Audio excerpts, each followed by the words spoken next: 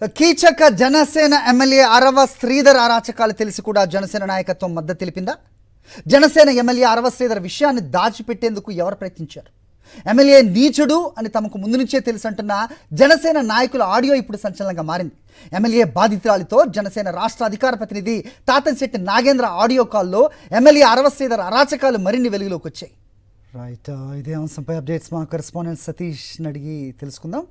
సతీష్, చెప్పండి, నిజంగా ఆంధ్రప్రదేశ్లో జరుగుతున్నది జంగిల్ రాజ్ అని వైఎస్ జగన్మోహన్ రెడ్డి ఇంతకుముందే మాట్లాడిన దాంట్లో ఎలాంటి అతిశయోక్తి లేదనేది ప్రస్తుతం చూస్తుంటే తెలుస్తోంది.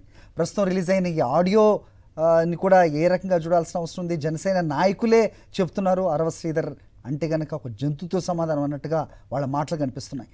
ఏం జరుగుతోంది సతీష్? ఖచ్చితంగా హరి, ఆంధ్రప్రదేశ్లో ఆడవాళ్ళను సమిధలుగా చేసేటువంటి ఆటవిక రాజ్యం సాగుతుందన్న విషయం చాలా స్పష్టంగా ఇప్పుడు అర్థమవుతుంది.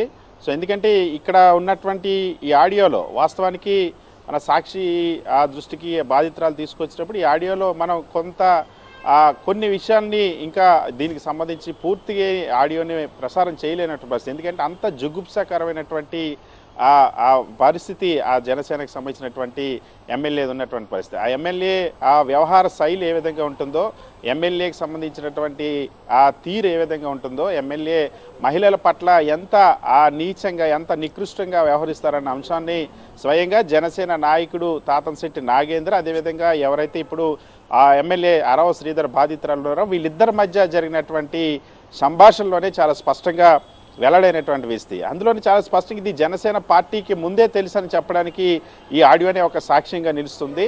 సో ఇందులో ఎంత దారుణంగా ఆ ఎమ్మెల్యే మాట్లాడతారు అంటే తల్లి సమానమైనటువంటి వ్యక్తులను కూడా అత్యంత దారుణమైనటువంటి పదజాలంతో జుగుప్సాకరమైనటువంటి వ్యాఖ్యలతో వాళ్ళు మాట్లాడతారన్న విషయాన్ని స్వయంగా అక్కడ చెప్పినటువంటి పరిస్థితి. వాళ్ళు ఎవరెవరి గురించి ఆ ఎమ్మెల్యే ఎంత నీచంగా మాట్లాడతారో కనీసం అది రివీల్ చేయడానికి కూడా చెప్పలేనటువంటి పరిస్థితి. అంత దారుణమైనటువంటి వ్యవహార శైలి, అంత దారుణమైనటువంటి వ్యక్తిత్వం, అంత జుగుప్సాకరమైనటువంటి ఆ స్త్రీల పట్ల వ్యవహార శైలి ఉంటుందన్న విషయం చాలా స్పష్టంగా ఈ ఆడియో ద్వారా అర్థమవుతుంది. అయితే నిన్నటి వరకు జనసేన పార్టీకి సంబంధించి నిన్న తాతంశెట్టి నాగేందర్ ఈ బాధితురాల్ని బ్లాక్మెయిలర్ అంటూ ఆరోపణలు చేసిన పరిస్థితి.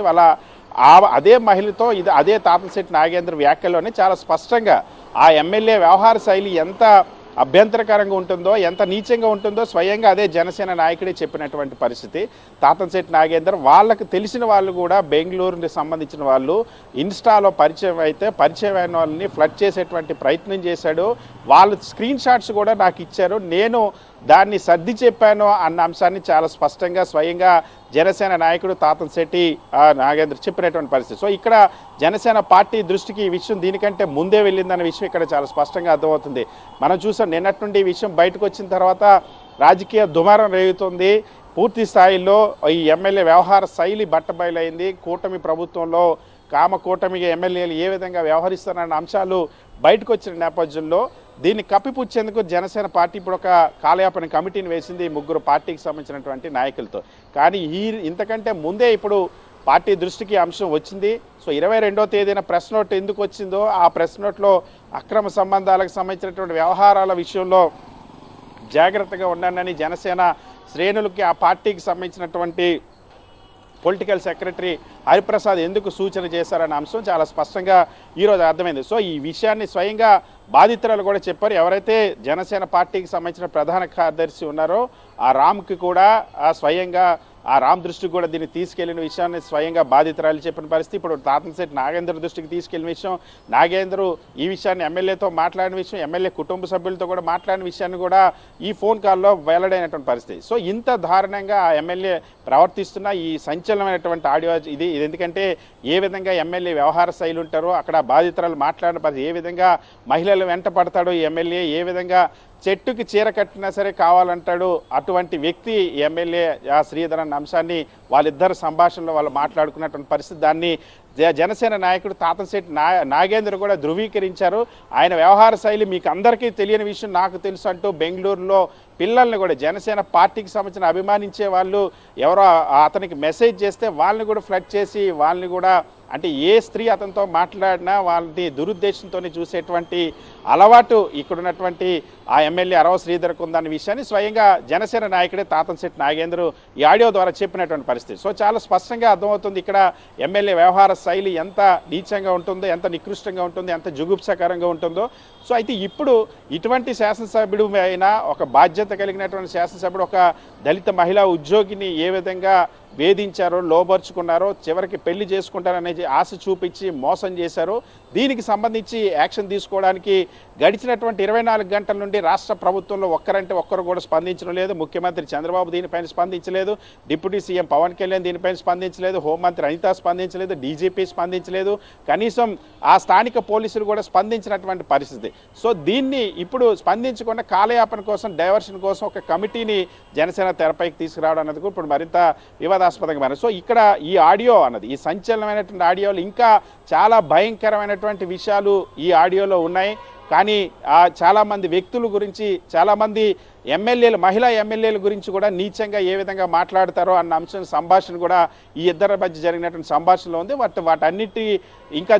వాటన్నిటిని కూడా తెలియజేస్తే మాత్రం ఎంత ఈ ఎమ్మెల్యే వ్యవహార శైలి ఎంత భయంకరంగా ఉంటుందో స్పష్టమవుతున్నటువంటి పరిస్థితి. సో ఇక్కడ చాలా స్పష్టంగా ఇందులో ఒక విషయం చాలా క్లియర్గా అర్థమవుతుంది. బాధిత మహిళ ఈ ఎమ్మెల్యే వ్యవహార శైలి పైన అందరి దృష్టికి తీసుకెళ్ళింది, తనకు న్యాయం చేయమని ఆ కుటుంబ సభ్యులకి, శ్రీధర్ కుటుంబ సభ్యులకి, శ్రీధర్ తల్లి, ఆ తర్వాత జనసేన నాయకులకి, తాతంశెట్టి నాగేంద్ర లాంటి వీళ్ళందరికీ దృష్టికి తీసుకెళ్ళినప్పటికీ, జనసేన పార్టీ దృష్టికి తీసుకెళ్ళినా సరే ఎవ్వరూ కూడా న్యాయం చేయలేదన్న విషయం అయితే చాలా స్పష్టంగా అర్థమవుతుంది. అందుకనే తాను ఇప్పుడు తనకు జరిగిన కష్టాన్ని, తనకు జరిగిన అన్యాయాన్ని చెప్పుకోవడానికి బయటకు వచ్చిన విషయం స్పష్టంగా నేను చెప్పినటువంటి పరిస్థితి. సో జనసేన పార్టీకి తెలిసిన తర్వాత కూడా ఎమ్మెల్యేని మందలించినటువంటి పరిస్థితి, విచారణ జరిపినటువంటి పరిస్థితి, ఇప్పుడు కాలయాపన కోసం విచారణ జరపడం అంటే ఈ రాష్ట్రంలో మహిళల్ని ఈ విధంగా వేధిస్తే కేసులు ఉండవు, అరెస్టులు ఉండవు, పంచాయతీలు మాత్రమే చేస్తారు, కాలయాపన కమిటీలు మాత్రం వేస్తారన్న విషయం అయితే చాలా స్పష్టంగా ఇక్కడ అర్థమవుతుంది.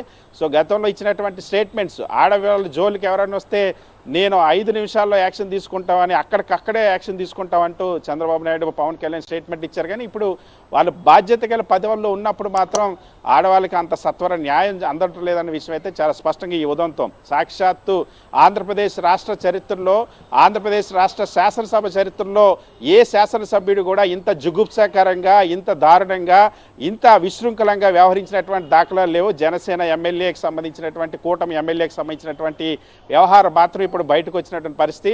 ఇప్పటి వరకు ఏ ఎమ్మెల్యే ఉదంతం కూడా ఇంత దారుణమైనటువంటి పరిస్థితి జరిగినటువంటి పరిస్థితి లేదు. సో ఇక్కడ చాలా స్పష్టంగా ఇంత సంచలన విషయం జరిగిన, ఇంత రాజకీయ దుమారం రేపుతున్నా, ప్రజల్లో ఇంత విస్తృతమైన చర్చ జరుగుతున్నా, బాధిత మహిళ మీద న్యాయం జరగకుండా తిరిగి ఎదురుదాడి జరగడమే కాకుండా డైవర్షన్ కోసం కమిటీని తెరపైకి తేవడం పట్ల కూడా సర్వత్ర విమర్శలు వెల్లువెత్తున్నాయి. విషయం అవ్వచ్చు, లేకపోతే ప్రస్తుతం ఈ శ్రీధర్ విషయం అవ్వచ్చు, ఆ పార్టీ అధినేత నోరు మెదపటం లేదు ఎందుకనే ఒక సామాన్యుడి సామాన్య ప్రశ్నకి ఏదైనా సమాధానం దొరుకుద్దా సతీష్?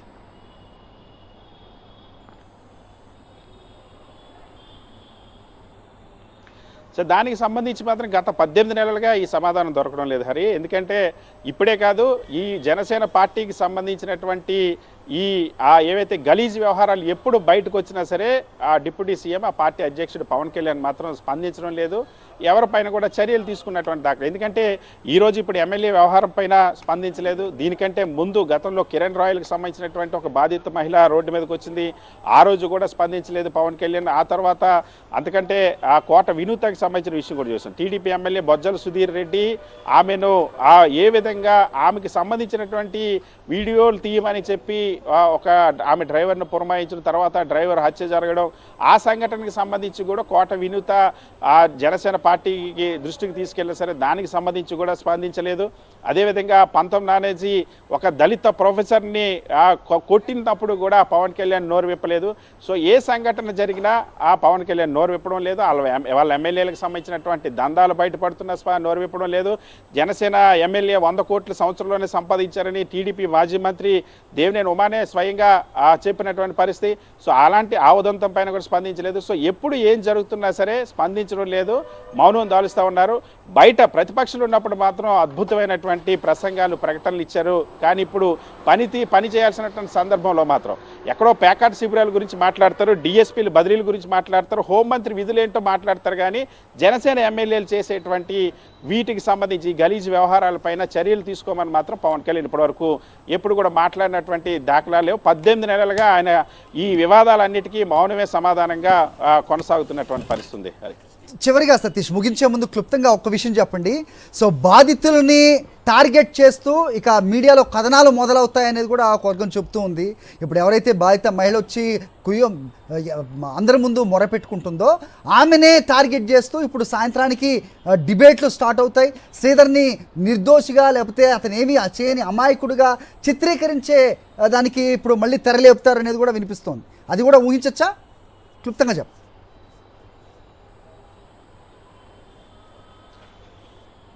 ఖచ్చితంగా ఆల్రెడీ అది ప్రారంభమైంది నిన్న సాయంత్రం నుండి. ఎందుకంటే నిన్న సాయంత్రం అందులో భాగంగా ఎదురుదాడి చేయడం, బాధితురాల్ని తిరిగి నిందితురాలుగా మార్చేటువంటి ప్రక్రియ. ఎందుకంటే సాధారణంగా ఎక్కడైనా సరే నిందితులకి జైలుకి వెళ్తారు. ఆంధ్రప్రదేశ్ రాష్ట్రంలో ప్రస్తుత కూటమి ప్రభుత్వంలో మాత్రం బాధితులు జైలుకు పంపించడం అన్నది పరిపాటిగా మారుతుంది. ఇప్పటికి అనేక కేసులు ఇది జరిగినటువంటి పరిస్థితి. ఎందుకంటే ఇటీవల చూసాం, మంత్రి సంజయ్ రాణి పిఏ వేధిస్తే అక్కడ కూడా ఆ బాధితురాల మీద ఫిర్యాదు చేశారు, ఆ బాధితురాల మీద కేసులు పెట్టారు. అదేవిధంగా అనేక సందర్భాల్లో చోటు చేసుకున్న పరిస్థితి. ఇప్పుడు కూడా ఇక్కడ కూడా అదే జరుగుతోంది.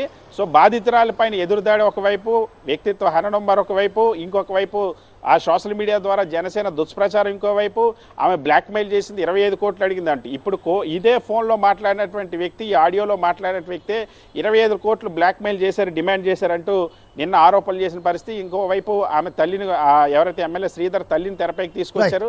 ఎమ్మెల్యే శ్రీధర్ ఏదైతే చంద్రబాబు నాయుడు గారు మాటిమారికి ఏఐ టెక్నాలజీ అంటే ఇప్పుడు దాన్ని ఆ అవకాశాన్ని అందిపుచ్చుకున్నటువంటి శ్రీధర్ ఈ వీడియో అంతా కూడా డీప్ ఫేక్ అంటూ ఆయన సాధారణంగా ఒక ప్రకటన చేశారు. సో డీప్ ఫేక్ ఇవన్నీ ఎప్పట్లాగే ఎదురుదాడి చేస్తున్నటువంటి పరిస్థితి ఉంది. సో కానీ right Satish, thanks for the detailed inputs.